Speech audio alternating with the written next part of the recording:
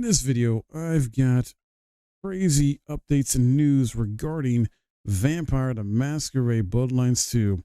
First, a positive though, it finally has a release date. We've technically had a release date before, but then it went through development hell. It's been development hell and switching devs, I think, and leadership and things like that. But apparently now it's actually going to be coming out for sure this time. Well, at least we think for sure this time, but stuff could change.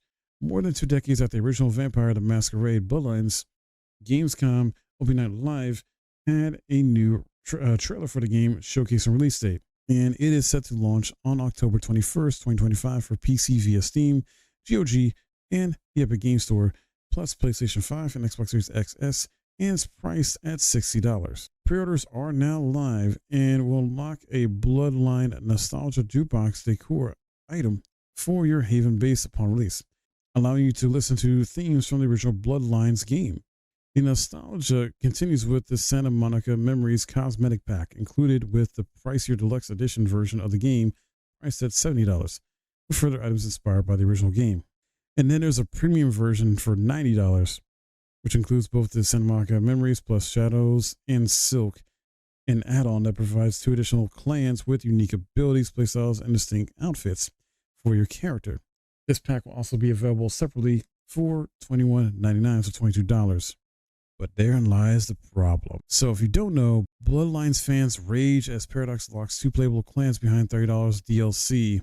Yeah, people are pissed. The backlash across various subreddits is acute. Basically, you have people saying, is Paradox smoking crack?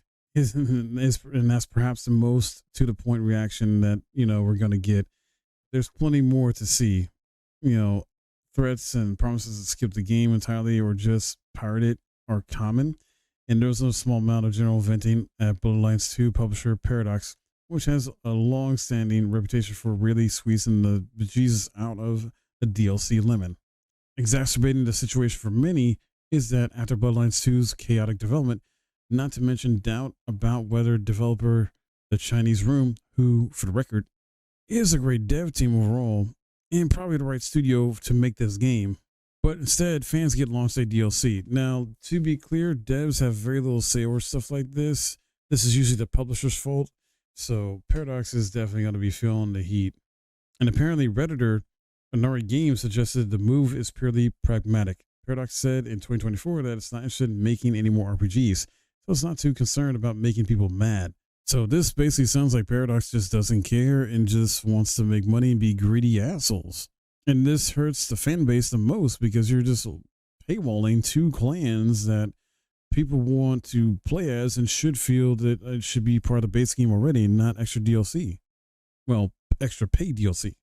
And Paradox is also taking heat for leveraging Bloodlines Nostalgia to sell higher price editions with the Deluxe Edition and the Premium Edition. And get this, Paradox has responded to this backlash as far as locking DLC behind, a paywall by saying it's because of business. So IGN reports the decision to lock 2 of Vampire the Masquerade Bloodlines 2's 6 clans behind a DLC add-on pack is a business-informed choice, publisher Paradox has said, as reported by IGN. And basically the article goes on about talking about how, even Chinese Room has offered some type of a further 2 clans to Bloodlines 2, apparently, but these are only available part of the Shadows Silk add-on pack, and it costs $22. People are mad regardless. This is not cool. This is not okay. And regardless of these, clans being accessible on day 1, it's still locked behind a paywall, basically. And the company wants to use excuse, business-wise, game development takes time, and the whole usual, development costs going up in price and all sort of stuff. Plus, they added, instead of making it day 30 content, making it day 1 content allows it to be available for those players who have been asking for those 2 clans the entire time, and basically making it day 1 content by putting essentially a price tag on it, I guess, instead of making it free content later down the line, which they could have easily did, even if it did take a few months, maybe 6 months to do. Fans would still be happy about it if it was free, that is. It just sucks. I hate when companies do this and pull this kind of crap. It's almost kind of reminds me a bit of what Techland did with Dying Light the Beast in regards to how they pulled the Ultimate Edition like last year or whatever after a certain time, because if you have the Ultimate Edition, you get Dying Light the Beast for free, but you had to upgrade to it or buy it before a certain date last year. I think they only gave you like a few weeks to a month maybe to do so at the time. Funny enough, I think it happened around like August or September anyway last year. And yeah, but then now you're stuck paying full price if you don't have the Ultimate Edition because they don't have that available anymore. So it almost kind of somewhat reminds me of that, because you're essentially locking off DLC by behind the paywall that fans really want. I don't know. It's just wild to me. This is stupid, greedy crap from publishers like this. And unfortunately, this is the way of the industry with some, developers, not developers, but publishers, I should say. Just greedy buttheads, man. That's all I got from this video. What do you guys think about this? Are you pissed off too? Like myself, things like that? Because I really wanted to play this game, but now I don't know if I even want to get it now because of this crap.